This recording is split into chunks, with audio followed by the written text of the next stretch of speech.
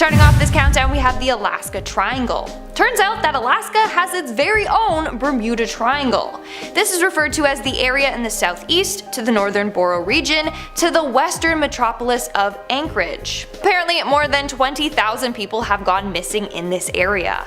That's just in the past half century alone. And these people go missing without a trace. No one knows what happens to them or where they went. So some believe that this area is home to mythological type beasts that kidnap and then eat these people. Whereas others believe that this area is home to some dark vortex that sucks these poor souls in. Regardless of what you believe in, one thing is for sure: this triangle has and continues to take the lives of many. In our ninth spot, we have the UFO base. And if you guys are still watching, hopefully smash that like button. Let me know in the comments below that you're still here. Hi. It is believed that Alaska is home to a top secret UFO base, even though it's not that top secret if people claim that there is one. Anyways, Mount Hayes is the highest mountain in the eastern Alaskan range. That's the place where people believe extraterrestrials and UFOs are located. It all started in the 1940s when a number of UFOs were spotted in that area. Eventually, the sightings got more and more frequent that the FBI was called in to investigate the area. And the sightings haven't stopped. There have been hundreds of sightings throughout the years. In fact, Pat Price, a former CIA remote viewer, even said that the mountain, and I quote, housed one of the aliens' largest bases. So this urban legend might not be so much of a legend.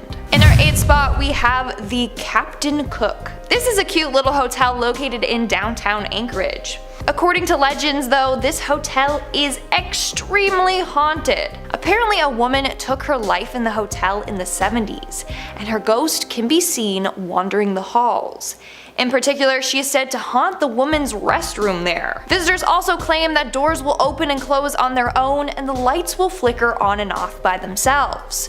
According to locals, this woman is bound to the hotel and doesn't know how to escape it. So she's just stuck there, aimlessly wandering the halls for eternity. I don't know why she would haunt the bathroom though. Like, that's not a place I would hang around in if I was a ghost. Moving on at number 7, we have Keelut. A Keelut is said to be an evil earth spirit that appears in the form of a black dog that's completely hairless, but it does have hair on its little feet. But only its feet. Apparently this dog then stalks travelers at night and has been known to attack and kill them. Those that have apparently seen this spirit say they saw dog tracks in the snow that then disappeared right in front of their own eyes. That's apparently a sign that the Keelut is nearby. In Inuit legend, the Keelut is said to be a spirit of death. Others believe that it's a real-life cryptid. Scariest part? Apparently, just by looking at this creature, they can cause victims to become disoriented and spiral into madness. They then will become lost and perish from hypothermia. The Keelut waits until this moment and then attacks and eats its victim. In our 6th spot, we have Mother Lode Lodge. Located in Palmer, this lodge is said to be very haunted. In fact, it literally has been known to spook even the hardest of souls. According to local legend, this hotel is haunted by a number of different spirits. Most famously, there's this black apparition ghost, given that name because it always appears as a black cloudy apparition. People have seen this spirit wandering the grounds. Another ghost is a figure that's dressed in black. This figure likes to show itself in mirror reflections. Just sounds like Bloody Mary to me. No thank you. On top of that, people have reported hearing strange noises in the middle of the night and have seen curtains open and close by itself. It's a good place to go ghost hunting, but a bad place to spend the night. We're now at our 5th and halfway mark with the aliens. In late fall through winter to early spring, the northern lights can be seen on nights with clear skies. I've always wanted to see the northern lights, like they're quite beautiful. But according to a weird urban legend, it states that the northern lights are produced by aliens. Yeah, you heard me. Legend goes that aliens create these beautiful lights so that they can then fly through the air undetected. In fact, cosmonaut Ivan Wagner was filming the northern lights when he captured a UFO flying by. Plus, there's already a ton of UFO and alien sightings in Alaska. So, could it be that this legend is true? That the aliens are behind this colorful display of lights? Moving on to number 4, we have the sea monster. Located in the waters near Kodiak Island lurks a close relative to the Loch Ness Monster. It has since been given the name the Kodiak Sea Monster. It all started in 1971 when a group of fishermen set sail. That's when they encountered this massive sea beast. One of the fishermen said, and I quote, "We don't know what it was, but it had a grayish color and we couldn't see any fins or any tail, and it never made any noise. It would just come up and you could see the head and part of the body." Another man described it as being 30 feet long and had a head on it that looked kinda like a horse. Then in 2002, it was seen again, this time by a different group of fishermen. They described it as having a massive head and neck. They couldn't tell if the head was a foot in diameter or 3 feet in diameter. To this day, the beast has never been caught, so maybe it's still out there, continuing to scare local fishermen. In our third spot, we have the Alaskan vortex. So let's talk more about this Alaskan triangle. The missing persons rate in that area is more than twice the national average. It's insane. As I mentioned briefly, some people believe that a vortex is to blame for all the disappearances. Legend goes that the vortex basically sucks people in and then transports them to different dimensions. Let's look at some of the facts used to support this theory. For starters, apparently the area has a huge number of magnetic anomalies. It throws off compasses and has even made people feel sick. A number of rescue workers that have gone into the area have claimed to feel disoriented, lightheaded, and have experienced auditory hallucinations. This could be evidence that a vortex is present. Moving on to number 2, we have the Bigfoot. Alaska apparently has its own Bigfoot. They call it the hairy beast, and apparently it lives in Port Chatham. It all started back in the 1930s when a number of people went missing in this area. In 1931, a man named Andrew Kamluck went out logging. He was later found dead in the forest with a bad blow to his head. Around the same time, another man was out in the area and randomly disappeared without a trace. And then another man named Tom Larson was out chopping wood when he saw this hairy beast on the beach. The creature was just standing there staring at him. It didn't attack him though. There are more stories that involve people mysteriously disappearing or dying in the area, and they blame it on this mysterious hairy beast. In fact, on a number of other occasions, people have seen like weird man-like beast footprints in the mud, which they believe is from this terrifying creature. And in our number 1 spot, we have the Kushtaka. Otters are cute little cuddly animals that are pretty innocent, right? Well, not in Alaska. You gotta be careful with the otters out there, because they might actually be shape-shifting creatures known as Kushtaka. The Kushtaka is said to be a cross between an otter and a man. In some stories, these creatures are said to be helpful, but in most stories, they are deceptive and evil creatures. They tend to mimic the screams of women and children so that fishermen will be like, "Oh my god, someone's out there, I need to help them, I'll save them," and then they go to help and they just get killed. They are also said to appear when people are vulnerable. Maybe there's a lost fisherman or hiker or someone that's injured. They'll come and be like, "We're here to help you, to rescue you." Instead, they'll lead you deeper into the wilderness and either tear you to pieces or turn you into a Kushtaka to prevent your soul from ever being able to reincarnate. Wow, that's terrifying. Plus, the fact that they can also shapeshift into an otter is really weird. Like, so maybe you're out on the water and you're like, "Oh, cute, look at that little otter," and then all of a sudden it's like psych, and then grabs you and pulls you into the water. Watch out. Starting off our list today, we have the mystery of the color-changing Alaskan rivers. In recent years, scientists have found themselves bewildered by the changes in their waterways, including the 451 kilometers 280 miles of the monumental Kobuk River twists and turns through the northwest Alaska. Scrambling to figure out just what the heck is going on and why not only have these waters started to turn orange, but why they have also experienced an extreme increase in acidity, the United States Geological Survey partnered with the National Park Service and the University of California, Davis and the University of Alaska, Anchorage, and Public Pacific University together have set out to map the extent of the contamination as well as its impact on the ecosystem and the cause of it all. While the large group of scientists found their work to be inconclusive, they did come up with a few good theories. The first being that rising temperatures in the Arctic, which has been warming at an alarming rate of almost 4 times faster than the rest of the world, has caused permafrost to begin to thaw in certain areas of the state, releasing iron that had previously been held within the ice. ice. Another theory suggests that not only was the color change due to excess levels of iron, but also the presence of bacteria, reducing the oxidized iron into the soil, which upon contact with the oxygenated water turned a vibrant shade of orange and raised acidity levels to rival those of actual orange juice. Next up we have vampire fish rain. It's like that song Acid Rain, but instead of acid rain it's vampire fish falling from the sky. Now if you're starting to think I've lost my mind, let me explain. The sea lamprey, commonly referred to as the vampire fish, has been around since at least the 1800s, which is when it was first discovered. The jawless fish, which can grow up to 15 inches long, earned its nickname due to the fact that its mouth, which is ringed with many rows of sharp teeth, works as a suction cup, which allows it to attach and suck the blood of its prey along with other bodily fluids. So now that we know what they are, let's just imagine what would happen if they started falling from the sky in our lawns, roadways, parking lots, beaches, and more.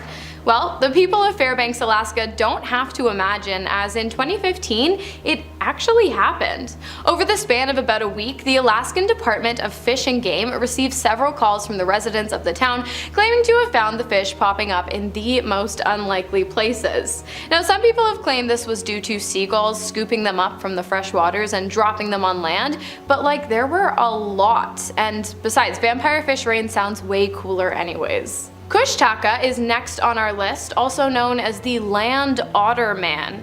The creature, which many locals claim to have seen, is said to be a mythical shape-shifting being that has commonly been referred to in the legends told by the Tlingit peoples of the Pacific Northwest coast on North America. In some of the legends told, Kushtakas are described as monsters, cruel creatures who drag sailors to their deaths. However, other stories have depicted them as friendly and helping, with some even claiming that the creatures have often saved humans by freezing to death in the cold Alaskan climate. So it's a bit of a toss-up on this one. Are they good or are they bad? And are they even real? I'll leave that up to you guys to figure out. Coming up next, we have the Slide Cemetery, located in the Klondike Gold Rush National Park. It was a dark day when scientists discovered the graves of an estimated 48 to 100 people, it's unknown as the records weren't so great back then, who perished in what is now described as the darkest day in the Klondike Gold Rush history. On April 3rd of 1898, many Alaskan people took to the Chilkoot Trail in an effort to quickly reach the Klondike goldfields, but unfortunately a large number of them never made it to the intended destination. It seems the deceased, filled with dreams of collecting riches, failed to heed the many warnings of weather concerns in the area, and as the aspiring gold collectors made their way up the steep trails, the wet spring weather and loose dirt and rock caused a 10-acre avalanche, ending the lives of many and turning what was once a booming gold town into a desolate and melancholy area of mourning.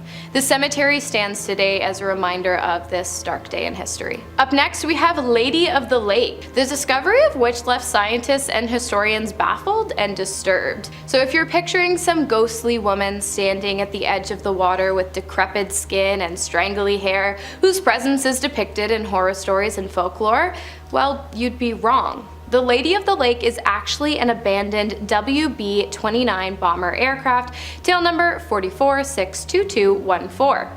The aircraft, which flew in the 1940s during World War II, was used to detect evidence of nuclear testing from the Soviet Union while flying back and forth between Alaska and Japan.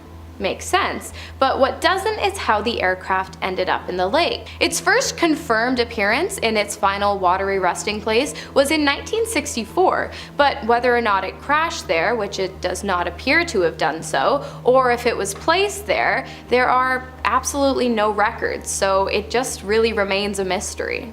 Next, we have the possible discovery of a supervolcano hiding just beneath the surface of the Alaskan islands. The question of the volcano's existence first arose on December 7th of 2022 when John Power, a geophysicist at the United States Geological Survey's Alaska Volcano Observatory, presented a study that showcased a wide crater with arc-shaped ridges and around a 426-foot depth. 130-meter hollow entryway, presumably the tip of the supervolcano, and he presented it to his peers at the American Geophysical Union. While the discovery has yet to be confirmed, there is a mountain of evidence to support the existence of the mega underwater volcano. Geographical data, as well as data collection from seismometers used to record micro-earthquakes around the islands, point heavily to the confirmation of the volcano's presence.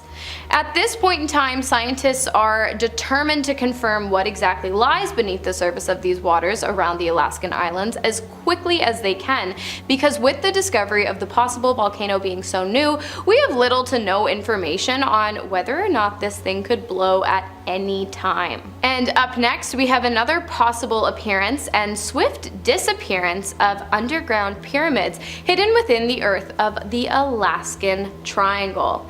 The discovery was made after a United States Senator, Hale Boggs, along with his pilot, Nick Begich, were flying over a part of Alaska commonly referred to as the Alaskan Triangle, known for its strange energy and high disappearance rate. As you might have guessed, both Senator and pilot disappeared, but that's not even the weirdest part. A survey of the area took place in an attempt to locate the missing persons, but instead found evidence of a pyramid-shaped major underground structure. However, when they went back to confirm their discovery, it was as though the pyramid had completely disappeared.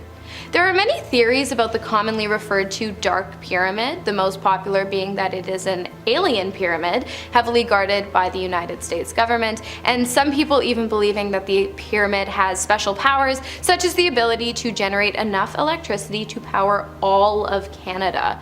But what do you guys think it is? Let me know in the comments, because I really love a good conspiracy theory. And starting off our top three, we have disappearances in the Alaskan Triangle, which of course was briefly mentioned in our last point, but let's dive a little bit deeper, because since 1988 there has actually been a recorded total of 16,000 disappearances in the area that lies between the lines of Anchorage, Juneau, and Utqiagvik. Of course, Boggs and Begich being among the missing. No one can figure out why this specific area has caused so much confusion and turmoil. Of course, there are many theories, the presence of the Dark Pyramid being one of them, rough terrain being another, and possible magnetic disturbances as well. But the crazy part is that it's not just planes that disappear when entering this particular triangle-shaped portion of Alaska. Reports of alleged kidnappings, getting lost in the woods, sudden vanishings, and being buried by snow are by no means of short supply.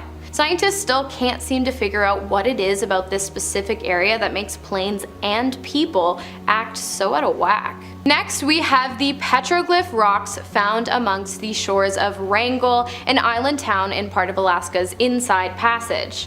For those wondering, a petroglyph is basically just a picture carved into a stone used to represent stories and knowledge, and if you'd like to see one, well, Alaska's got a bunch. While scientists argue over the purpose of the rocks, they have agreed that they were most likely created anywhere from 8,000 to 10,000 years ago, most likely by the native peoples that resided there at the time. But seeing as the depictions carved into some of the massive stones very closely mirror images of crop circles and other alien symbols, along with the fact that even after thousands of years the markings still remain so deep within the rock, the theory of the petroglyph's occurrence being a result of extraterrestrial artwork can't be ruled out.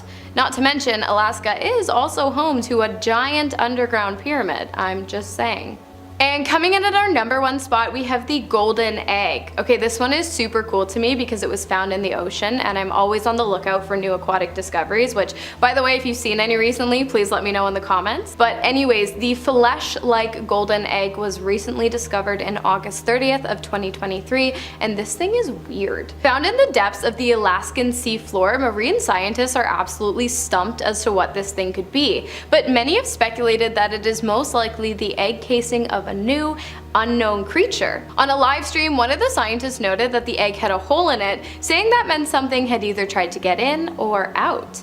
Another one of the marine spectators noted that when our collective knowledge can't identify it, it's something weird, adding, what kind of animal could make an egg casing like that? The team of researchers was able to successfully collect the intriguing item from the seafloor and bring it to the surface, and have so far confirmed that the golden flesh-like egg is in fact of biological origin, meaning it's not just some prop or piece of trash, but they have yet to truly identify the strange discovery. Number 10.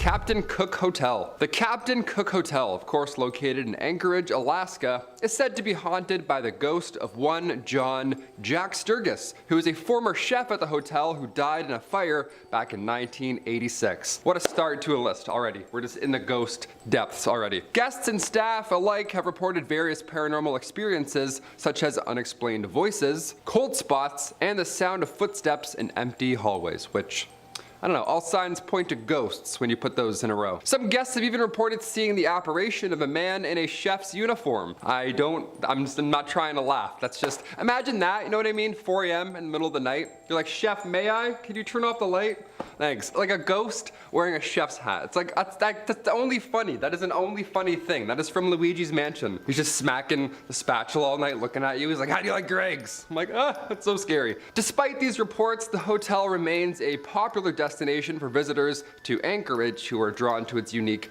haunted history. Apparently people want to see a ghost wearing a chef's hat. Honestly, now that I'm talking about it, I kind of want to see that too. But you know, knock on wood. Number 9, the Golden North Hotel. The Golden North Hotel sounds like a Game of Thrones classic. There have been reports of paranormal activity on the 3rd floor of the Golden North Hotel in Skagway, Alaska. I like when it's specific, when it has a certain floor or certain rooms, how you know it's legit. Guests and staff have reported hearing strange noises, seeing apparitions, and feeling unexplained cold spots on the floor. I guess they're walking around with bare feet. Bare feet in a hotel? That's brave. Some have even claimed to have encountered the ghost of a former employee named Mary, who is said to haunt the hotel. All these ghosts that are haunting their past work establishments. If I die, I'm gonna haunt this place for sure. While the hotel embraces its haunted history and offers guided ghost tours for visitors, which is an odd flex, it's worth noting that paranormal experiences are subjective and not everybody may have the same encounter, okay? So, what's fun to some is haunting to others, so tread carefully in the ghost world. Don't make fun of people online, you know? Some are really afraid of ghosts with chef hats, so. Number 8, Gakona Lodge and Trading Post. There are reports and stories about Gakona Lodge and trading posts being haunted. There's a lot online. This is probably a very real one. Some visitors and staff have claimed to have experienced unusual occurrences and paranormal activity at this lodge, which was supposed to be a winter getaway, but now it's just a Stanley Kubrick classic. According to the stories, the ghost of a woman dressed in 1800s style clothing has been seen walking, or floating rather, through the lodge. And strange noises and footsteps have been heard in empty rooms. It's always an old-fashioned ghost too. It's never a ghost wearing a polo. You ever notice that? It's always like an old Victorian woman. Like why? Why can't we have a newer ghost? Slim pickings on the attire in heaven, I guess. Must be. They're like, hey, we have an old saggy robe and that's about it. Here you go. Go haunt a hotel. There have also been reports of objects moving on their own, doors opening and closing by themselves, and again, cold spots in certain areas on the floor, which, I don't know, it could be lousy heating really if you ask me. It's Alaska, right? Number 7, Westmark Fairbanks Hotel. There have been numerous reports of paranormal activity in room 277 of the Westmark Fairbanks Hotel in Alaska. Again, I like when it's a specific room. That for me seals the deal. It's like 1408. I'm in. I'm locked in. Now I'm a believer. It's so eerie. The room is said to have been haunted by the ghost of a woman who allegedly took her own life there many years ago, which is sad and terrifying. Guests who have also stayed in that room have reported feeling uneasy, or, my personal nightmare, they feel as if they're being watched all night. Yeah, just eyes in a painting, watching you, I guess. Sometimes they even hear strange noises or voices and seeing unexplained movements of objects. Those classic 3 ghost things. Some guests have also claimed to have seen the ghostly figure of a woman in the room or in the hallway. So that's good. This one really hits all the marks. 5 stars for paranormal activity, really. Number 6, the Hilton Anchorage Hotel. Guests and staff members have both reported seeing apparitions, hearing strange noises, and experiencing other unusual phenomenon in various parts of the hotel. Phenomenon? I always add the N there. I'm not sure which one it is. One of the most commonly reported haunted areas of this hotel is said to be the 3rd floor, particularly rooms 309 and 317. 2 for 1 package. It's the north and south sides are haunted, but everything in the middle, yeah, you're good. Just don't explore. Guests who have stayed in these rooms have both reported seeing ghostly apparitions and experiencing other strange occurrences, like lights turning on and off by themselves, and the feeling of being touched by an unseen presence. What a terrible, annoying ghost. I think I would rather see a ghost than have them with the lights all night long. You know what I mean? How annoying is that? You have to get out of your bed and keep shutting it off. That's the worst. That's worse than just being haunted, really. It is a Hilton, so it's probably at least a decent sleep, you know? They're good over there. They got a good, nice breakfast setup in the morning. It's all about the departure the next day. That's all it is for hotels. You could have ghosts all night, lights flickering, but you have a juice bar the next morning? I'll forget about the whole ordeal. We're good, 5 stars. I'm coming back. Number 5, the Van Gilder Hotel. Located in Seward, Alaska, the Van Gilder Hotel, I mean, first of all, this thing is tiny. It looks like a joke. It looks like a cartoon police station. How is this place haunted? It looks like a place Wreck-It Ralph would have a field day with. Small but mighty, I guess. The hotel, which was built in 1916, has a long history of ghosts and ghouls. Numerous reports of paranormal activity over the years. One of the most commonly reported haunted areas is the room 202, where guests have reported unexplained movements of objects and again, the feeling of being watched, which is so scary. I don't like that. It's the worst. There have also been reports of ghostly apparitions in other parts of the hotel, including the lobby and the stairwell. The lobby, these ghosts are getting brave. I mean, not even letting us check in and you're already moving shit around trying to scare us. That's very brave. Okay, you're excited. We get it. The most famous ghost associated with the Van Gilder Hotel is that of a woman named Fanny Guthrie Bame, who apparently died in the hotel back in the 1950s. Guests have reported seeing Fanny's ghostly figure on the 2nd floor. That's where she allegedly fell to her death from the balcony, which is so sad. If I didn't see that again though, as a ghost, I'd be like, oh, this is a terrible TikTok loop scenario. Number 4, Inlet Tower Hotel and Suites. Okay, this one is very large, and it looks very haunted, okay? It doesn't look like a mini police station. This one's very Kubrick. This hotel, which was built in 1952, it already has a long history. It's seen a few deaths in its rooms, and of course, to follow, there have been numerous reports of ghostly apparitions over the years. Apparitions, I'm mixing it up now, I'm just saying random words. One of the most commonly reported haunted areas of the hotel is the 15th floor, way high up in here. This is haunted, where guests have heard strange moaning noises. It's kind of funny. That's terrifying, don't get me wrong, but like, that's kind of like, okay, who's doing that? Which room is that coming from, you know? Feeling cold spots and seeing ghostly figures walk around the hallways at night. It's your classic haunted hotel. The most famous ghost associated with the Inlet Tower Hotel is that of a woman who allegedly jumped to her death from the 15th floor. That is really high up. That's so sad. Guests have reported seeing her ghostly figure on the 15th floor, as well as in the hotel's elevator, which is better. That's definitely a step. As long as she's in the elevator this time around, we're good. Keep her in there, not outside on the scary balcony. Inside where it's safe. Number 3, the Fairbanks Memorial Hospital. A haunted hospital. Nice. I couldn't imagine a more vulnerable place to see a ghostly figure. Excuse me, can I get some more jello? Lights are flickering, some chicks floating. You're like, I'm gonna check out. The Fairbanks Memorial Hospital in Alaska. I mean, the hospital, first of all, it was built in 1972, and it has a long history of, well, hospital stuff. A lot of deaths, also a lot of new life. So silver lining, I guess. That's a good thing. One of the most commonly reported areas is the intensive care unit, the ICU. That's what the ghosts say. They say, hey, I see you right there. I'll watch you all night. Both staff members and patients have reported hearing voices, feeling someone touch them who wasn't actually there, and seeing ghosts of past patients walk around the halls at night. That's the scariest thing I've ever heard of. Past patients, just like. Visitors and staff members have reported seeing a ghostly figure, like a very specific ghostly figure in the ICU, as well as other parts of the hospital. So, could be a past nurse, could be someone who used to work there, maybe someone who was killed while they were building it. I don't know. It's a good ghost. It's a hospital good ghost. That's one you maybe don't mind bumping into at night. Number 2. Ice worms. Yeah, need I say more ice worms, I guess. That's a terrifying thing to look at now that you're in Alaska. I'm dodging these suckers all spring. Now I gotta worry about winter too? God, I hate worms. I'm Canadian. We don't need any ice worms, okay? We're all set. The only time a worm ever lives life in a glacial ice form is in Alaska. How impressive is that? One and only place you'll find ice worms. All your life you see worms shrivel up and then fade away on the sidewalk, but I've never ever seen one near ice. They're supposed to run out of fuel and then die off, but ice worms, these things just keep going. They get stronger. Should that icy temperature rise, however, above freezing, well, that's when these worms die off. It's the way we see worms go normally. They shrivel up and, you know, go, ugh.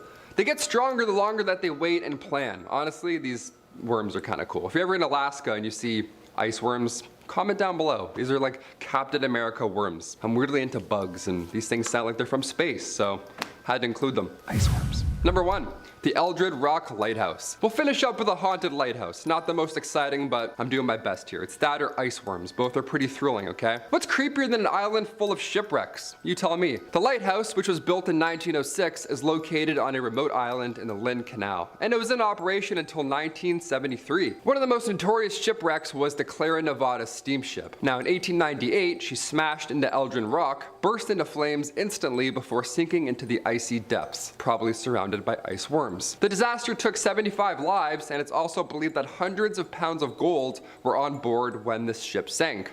So it was a curse. It was for sure cursed. All that gold, that many people died.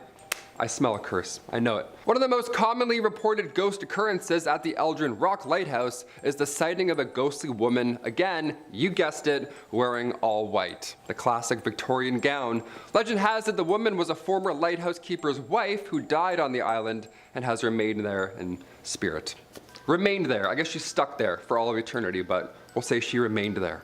And if that's not enough for you, the lighthouse has been the subject of paranormal investigations. And some investigators have captured electronic voice phenomena.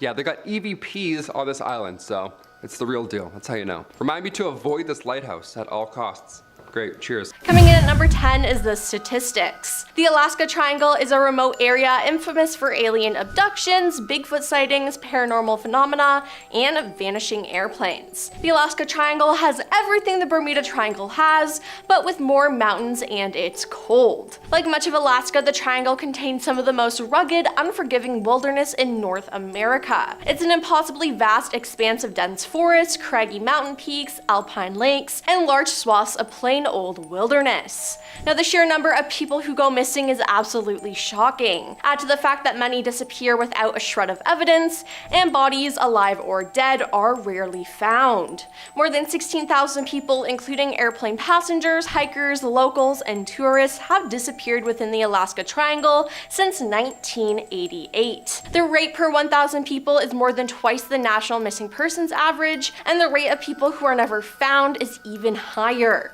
The numbers don't lie, and they imply that something else is going on here other than people merely getting lost in the mountains. So what's really going on here? Seems like no one really knows, and I do not want to be the one to find out. Number 9. Thomas Hale Boggs' disappearance. In 1972, a twin-engine Cessna 310 plane was carrying Representative Thomas Hale Boggs, the House Majority Leader, Representative Nick Begich, Russell Brown, a Begich aide, and the pilot Don Johns. They were traveling during a campaign trip to Alaska and vanished while en route between Anchorage and Juneau. While on their flight, they just disappeared.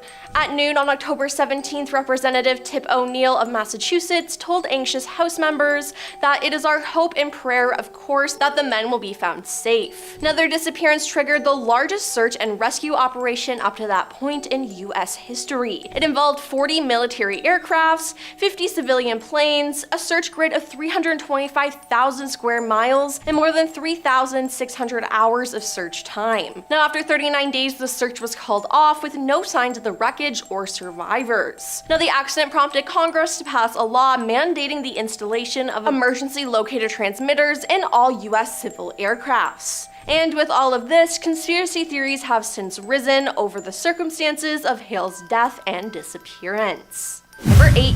Bigfoot. A Reddit user said, I was hunting with my friend and it was after midnight and dark/dim. We started heading back on our four-wheeler and the headlights were bad on the wheeler, but my friend had an LED headlamp and I had a flashlight. Along the shore to the right of us, I saw movement and it scared us. I lighted up with the flashlight and we see these huge white furred things running on all fours on the beach as fast as we are going. We were trying to figure out if it was a bear or a wolf or something else. We got really scared and my friend started throttling as hard as he could. I turned around and I saw them standing on their feet and sprinting like a person sprints. We were so scared. They had white fur and red eyes and stood as tall as a tree. They were huge. We made it back to the boat by camp and we decided to run, but the boat was half stuck by the tide. We kept looking behind us while pushing the boat and we saw a few of them watching us by the bushes of the beach. One started coming towards us and my friend fired a warning shot and it moved away. Then tide came in enough, we moved the boat and started leaving, and they all started coming at us. We started aiming for them. I think I hit one in the shoulder, but I'm not sure,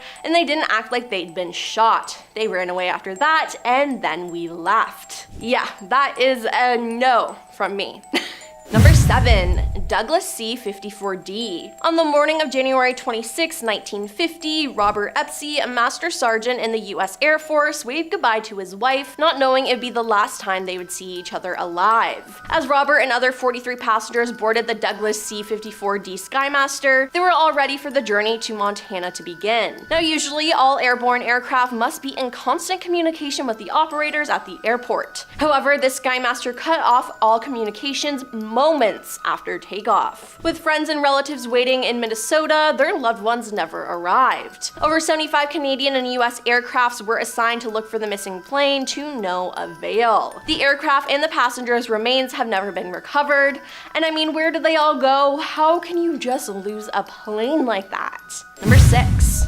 Paranormal. In the book Alaska's Mysterious Triangle, Chapter 8, the author says he was going ghost hunting in a group and they didn't get any activity, so they grabbed a bite to eat. Now during this, a thunderstorm passed by, and when they went back to the building the group was investigating, they had a lot of activity. Speaking of the incident, they said, "Our meters were off the charts, balls of lights were dancing amongst the treetops, and the beating of a Native American drum was also heard echoing from the tree line along the creek." He also says paranormal investigators love working during or after thunderstorms because the hauntings seem to be more active, which is something I never knew, which is pretty cool. Number 5. Thomas Anthony Nuzzi. Thomas Anthony Nuzzi was a well-known nurse who traveled throughout Alaska, picking up different shifts in various locations. He had a well-paying job and a perfect mode of transport, but obviously no permanent resident address. While staying at a Super 8 motel in Anchorage, Thomas was reported missing after failing to show up for work in Bethel, Alaska, a short flight from where he was staying. Investigator reports dictate that Thomas was spotted buying a pack of cigarettes, a lighter, chips, and soda at a gas station the night before he was reported missing.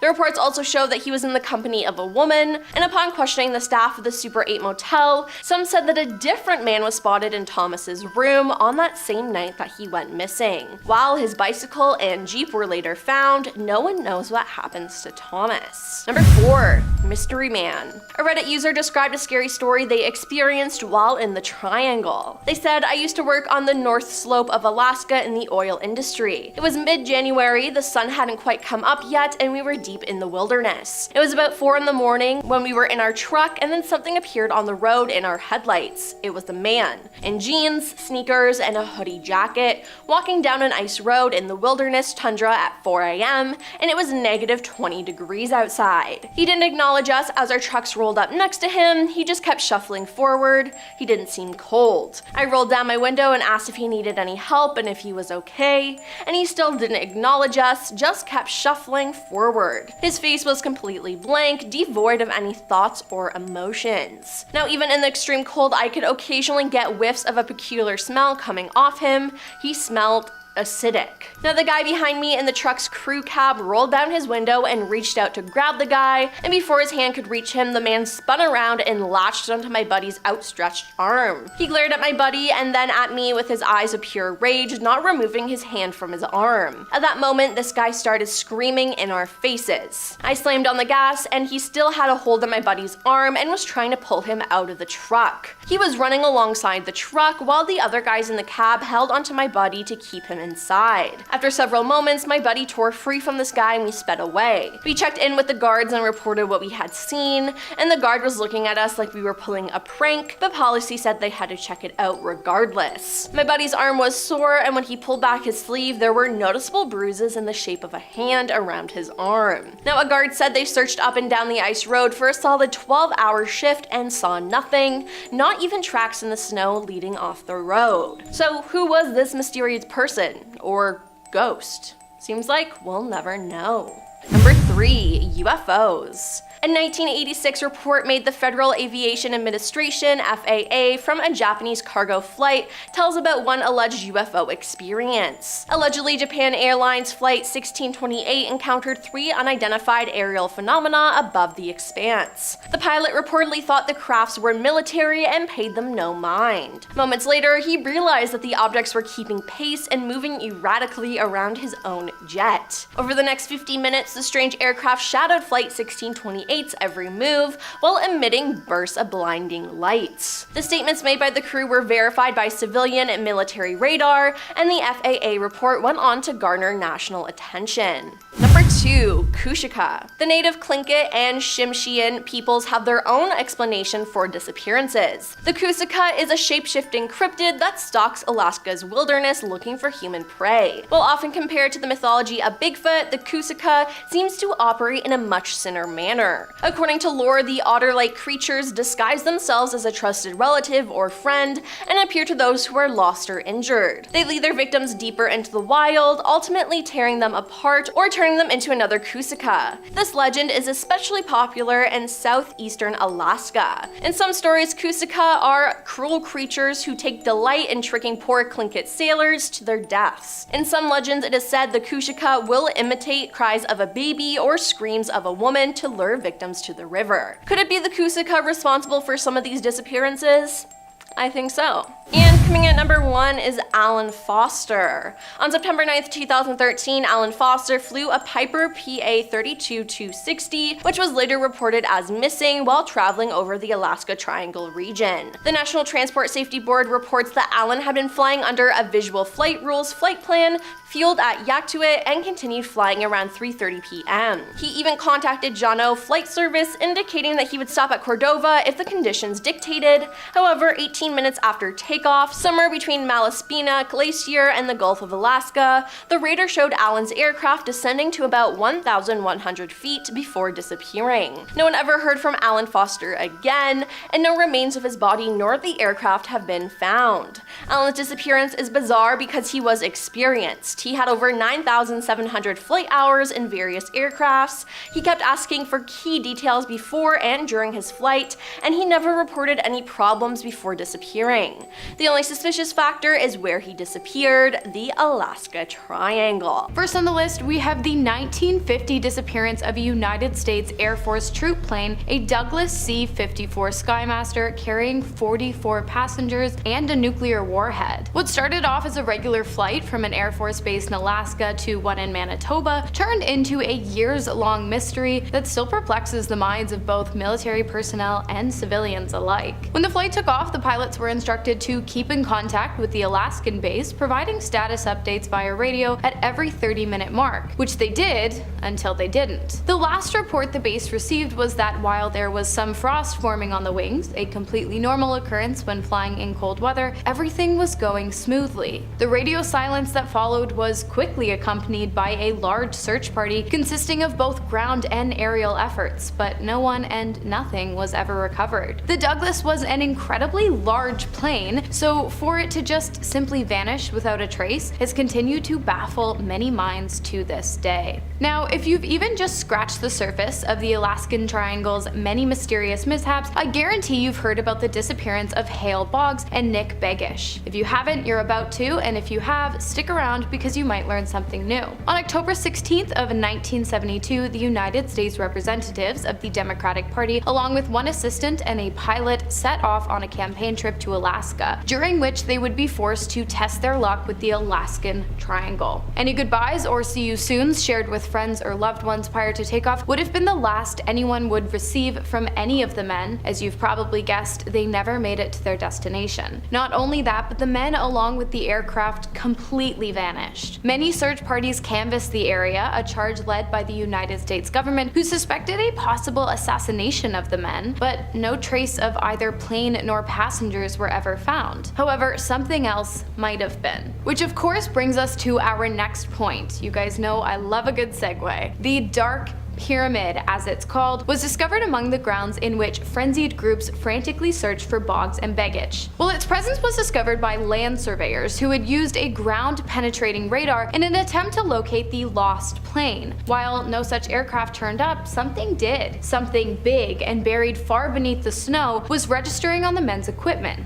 and it appeared to be pyramid-shaped. It was getting dark, so the men decided to call it for the night, but when they returned to the same place the next day, their findings shocked them. They found nothing. Not a single trace of the gigantic structure they had found less than just 24 hours before. And all of a sudden, their participation in the search was over. While some believe these men to be complete nut jobs, either seeing things or misreading their tools, many believe they got it absolutely right. Not only that, but some people even argue that the reason they were unable to find it the next day is because the American government messed with the electromagnetics of the area, rendering the equipment useless in an attempt to keep the pyramid hidden. Speculation as to what the structure might be used for include secret government testing, a United States alien base, and even a massive power source. Could this mysterious find be the source of Alaska's long-standing dark streak of missing persons? Let us know what you think in the comments. Moving into individual disappearances, we have missing person Thomas Anthony Newsy, who was reported missing on June 19th of 2001. Newsy was a traveling nurse whose main purpose in life was helping people, and at the time of his disappearance he had been working in Bethel, Maine, but was staying in Anchorage, Alaska. He was last seen on video surveillance purchasing snacks and a pack of cigarettes accompanied by an unknown woman. After Newsy's disappearance, a search for the man's whereabouts began, in which they questioned the housekeepers at the motel where he was staying. And the housekeepers revealed that during their rounds they had in fact seen a strange man and woman in Newsy's room. We're unaware if this was the same woman that had been caught with him at the gas station on the security camera. Along with the information provided by the housekeepers, Newsy's bike was also discovered near the motel outside of his storage unit, and his Jeep about 12 miles out of town. Not much else is known, but some speculate that the woman with Nezzy at the gas station was partners with the man at the motel, believing that the two forced Nezzy to empty his storage unit of its valuables and then drove his Jeep away from the scene of the crime. But perhaps he was simply just helping a young couple with an injury. He was a nurse after all. But neither reason really lends any explanation as to what happened to Newsy himself though, so I guess I'll leave that up to you guys to decide. And next on the list we have Frank Minano, an expert on sustainable living, hunting, and Alaskan culture, whose disappearance shocked the small town of Nenana, which is located directly in the center of the Alaskan Triangle. Frank was 69 when he was reported missing on August 17th of 2020 by his family after they believed him to have gotten lost in the woods. Authorities, aware of Frank's talents, believed that he must have taken shelter in a nearby cabin after becoming turned around in the night.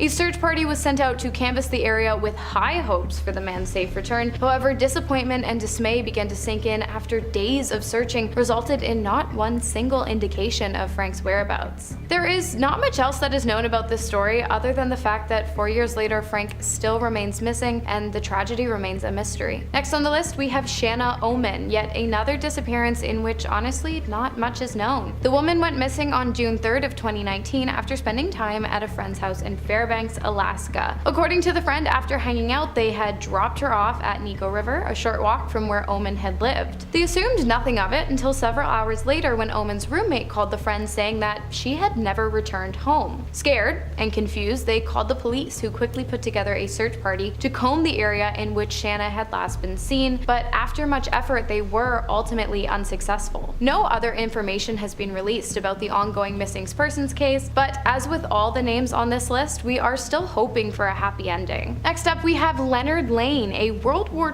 II veteran who at the time of his disappearance on July 4th of 1995 was 73 years old. Lane, who had a very distinct limp due to injuries obtained during the war, had decided to take a walk after a local parade in the town of Fairbanks, Alaska. He went out into the woods of the Alaskan Triangle alone, a mistake which presumably would end up costing him his life. Although efforts were made to locate the man, he was never found, and in 1997, 2 years after his disappearance, Leonard Lane was declared legally dead. However, the case remains unsolved. And starting off our final three, we have Jael Tiara Hamblin, a mother of one who went missing on October 11th of 2014. That evening, Jael and her roommate Kendra had gone out to dinner. When they returned home, Kendra went to bed, but Jael decided that she wasn't tired, and and instead texted one of her male friends around 1 a.m. asking him if he would like to get together. And at 3 a.m. she sent a text to an unknown man. When Kendra woke up the next morning, she sent Jill a text, and when Jill didn't text back, Kendra decided to knock on her door to check on her, but she was gone. After not hearing from her all day, Kendra began to worry and called Jill's mother, who reported her missing to police on October 14th of 2024. Despite efforts, no trace of Jill was found until 5 months later, when her purse, containing her cell phone, social security number, and ID, was discovered by hikers buried in the snow. Her mother maintains that Jill would not have left her purse behind willingly, nor would she have abandoned her son. While the case remains unsolved, foul play is the most likely cause of this woman's disappearance. Next on the list, we have Alan Foster, who went missing on September 9th of 2013 during a solo flight over the Alaskan Triangle while piloting a Piper 32-260 aircraft. After fueling up, Foster headed straight for the airspace above the infamous Alaskan Triangle and informed the region's flight service via radio that he had planned to touch down at Cordova Airport, a destination which would later prove to be out of reach for the flyer. Just 18 minutes after takeoff, the airport's radar showed Alan Foster's aircraft descending almost 1,100 feet at a rapid pace before disappearing completely. Neither Alan nor his plane were ever discovered despite multiple search efforts for the two. No one is quite sure what happened here, but many are hesitant to chalk it up to either operator or mechanical error, as the plane was in perfect working condition and Alan was an expert flyer, with over 9,700 hours of airtime in various planes. The only real conclusion made regarding Alan's disappearance is that it just doesn't make any sense. And finally, we have Paul Michael Lemaitre, a 65-year-old marathoner who went missing in the Alaskan Triangle on June 4th of 2012. That year, Paul had decided to compete in the Mount Marathon race for the first time and had trained accordingly leading up to the day. The race took off without a hitch as competitors took off on their 26.2-mile run, 3.5 miles of which would consist of participants navigating through the creeks and trees of the Alaskan mountain. Paul was last seen at the home stretch just 200 meters from the finish line, and he was confirmed to be fully cognizant by a steward monitoring participants and verbally confirming bib numbers, an interaction which would become the last known record of Paul Michael. After speaking with the steward, Paul began his short descent to the finish line, but unfortunately he never made it as he suddenly disappeared without a single trace, never to be seen again. Despite the efforts of mountain rescue experts, state troopers, and search dogs, no trace of Paul was ever found, and to this day, his disappearance in the Alaskan Triangle remains a complete mystery. Starting off our list, we have the Alaskan Hotel. The historic Alaskan Hotel in Juneau is known for its hauntings, specifically the haunting of room 315. The current owner, Betty Adams, has owned the hotel for the past 40 years, and she is even scared of the room. Now, you know, when the owner is scared, it has to be the real thing. When asked about the room, she said, it's creepy, you know, I've never seen anything, but I feel things. Yeah, that is a no from me. Now, the room has always been reportedly haunted, but it wasn't until 2007 that the first notably scary incident took place. After a Navy ship docked in Juneau, several Navy soldiers needed a place to stay overnight on short notice. The hotel said they could house them, but one particular soldier had sent an email requesting their haunted room. Now, upon request, he was put in room 315 for the night, and why he requested the haunted room, I have no idea, but I do think that it was a stupid choice. Now, that night there was a ton of celebration and noise in the downstairs bar, as this was the first time in a long time that many of the soldiers had been off the ship, but through the commotion, a man in the room below 315 claimed that the guest had jumped out the window since he heard a glass shatter, and even his own hotel room window shattered. Now, police officers had to break down the door of 315, and what they saw was blood splattered all over the walls, which was strange considering that the sailor supposedly jumped. Now, this incident was kept quiet for many years, and miraculously, the sailor survived his injuries. Now, no one really knows what happened except him. Did the spirits make him do it? I guess we'll never know. Now, would you guys ever request to stay in a haunted room? Let us know in the comments below. Next up is the Red Onion Saloon. Now, wow, can I just say, what a name. Now, the Red Onion Saloon was opened in 1898, and today it also also doubles as a brothel museum. During the height of the gold rush, the saloon formed a dark history though. Working girls were subjected to sickness, disease, unwanted pregnancy, and potentially death. However, many of them needed that career to live, and the only way out was through marriage. Now, one particular brothel worker who is said to still haunt the Red Onion is named Lydia, a resentful spirit who was wronged during her time as a working girl. Some say she ended her own life after catching a disease from one of the men she attended to, and today she is said to play tricks on men who go into the saloon while being kind to any woman who enters, often caressing her hair. Now honestly, good for her. Lydia also wore very heavy perfume that was a floral scent, and sometimes current patrons can smell her perfume lingering in the air. Now we have the 4th Avenue Theater. The 4th Avenue Theater was completed in 1947 following the end of World War II. It was a 960-seat theater until the 1980s when it was transformed into a place to host banquets and meetings. However, it must be noted that it still appears outwardly to be a theater, so we're still gonna call it a theater. Now today, locals claim that the theater is haunted by the spirit of a woman. Her ghostly figure has been seen in reflections of the long mirrors between the women's and the men's washrooms. Now in 1964, there was an earthquake in Anchorage, Alaska that hit where the theater is located. Now the theater was in operation at the time and was put on lockdown, and 131 people in the area died as a result of the quake, so it's very possible that this woman lost her life in the earthquake. Now the theater was demolished in 2022, but who knows if her soul still lingers on the property today. On to the Golden North Hotel. Scary Mary is a ghost haunting the Golden North Hotel in Fairbanks, and with a name like that, you should know how terrifying she is. Mary, before she got all scary, arrived in Sagaway as a young bride and checked into the Golden North Hotel. Her fiancé then left her at the hotel to seek his gold fortune in the mines. Mary waited for her lover to return, and she became more and more upset after each day passed and he wasn't back. She eventually isolated herself in her room and even refused to allow housekeeping to enter, keeping her door locked. Concerned when unable to get a response from knocking on her door, the hotel manager barged into her room.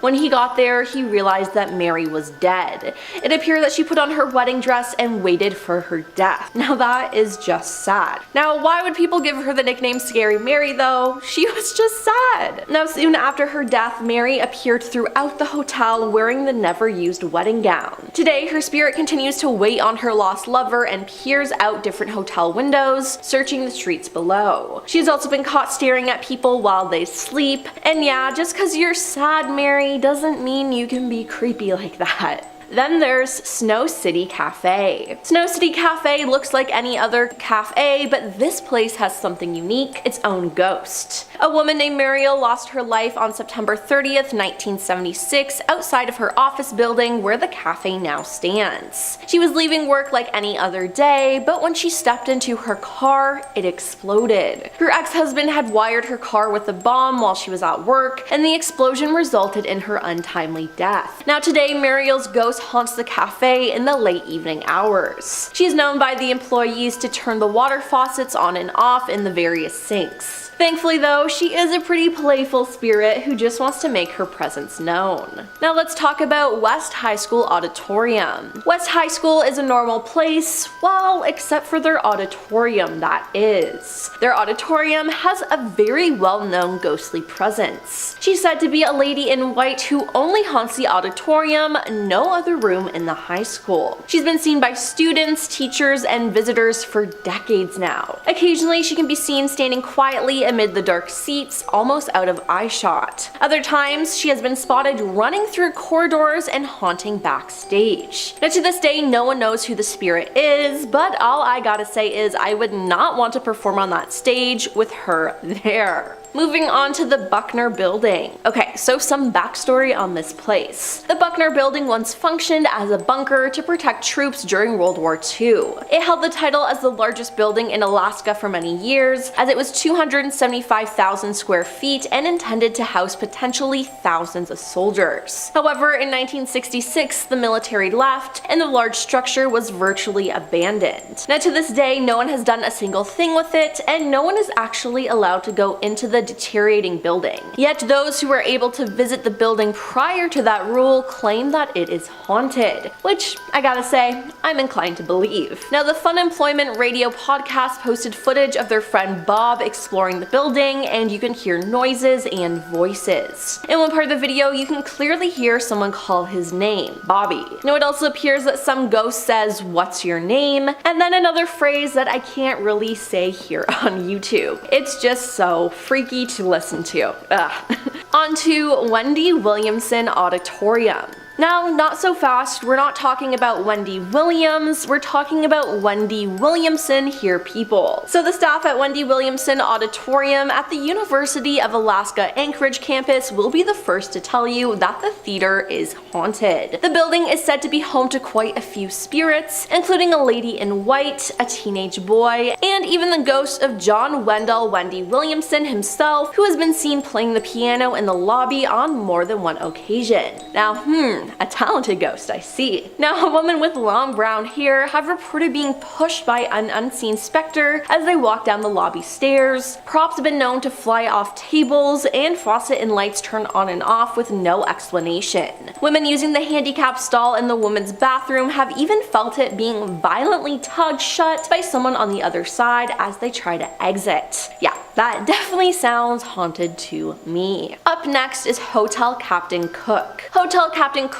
is a luxury hotel in Anchorage, Alaska. The building process ended in 1965 following the tragic earthquake in 1964. Now, despite being relatively new, paranormal activity is very common in the hotel. One of the most well-known ghosts is that of a woman dressed in white who is most often seen in the women's restroom in the lobby. Now, although this information was initially hidden from the public, it was later discovered that in 1972, a young female in the hotel ended her life in that very bathroom.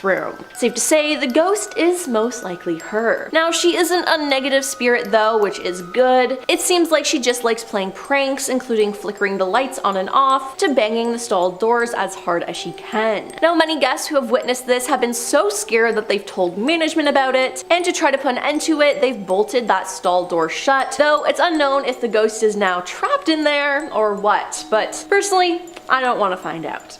And lastly, we have the Historic Anchorage Hotel. The Historic Anchorage Hotel is different from a typical haunted hotel, as it actually boasts about its many ghostly residents. The hotel even features a ghost log for guests to record their paranormal experiences during their stay. The Historic Hotel's most notable ghost is the spirit of former Chief of Police Jack Sturgis. In 1921, the chief, also known as Black Jack, had his life ended with his own firearm right outside the hotel. Shot in the back of the head, the chief's death was never solved, and it appears that he won't rest until he has justice. His spirit returns to the scene of the crime on the anniversary of his death. Now, there's also been a young girl ghost spotted wandering the second floor. She turns the TVs on and off in rooms 217 and 215, and likes to prank guests by turning on the tub and sink faucets. Then the last ghost we're going to talk about here is the bride. The bride ended her own life and appears dressed in her wedding gown, still looking for the groom that stood her up. In her rage, she throws pictures from the wall. Then, to just make sure you are fully creeped out, you may see the ghastly faces and silhouettes that manifest on the walls of the halls. Yeah, I would not want to stay there.